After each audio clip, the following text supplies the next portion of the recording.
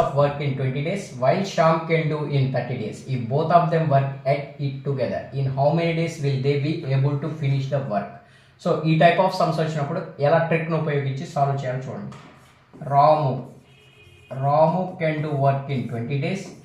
Shyam can do work in 30 days. So ఈ రెండింటికి మనం ఎల్సిఎం కట్టాలి.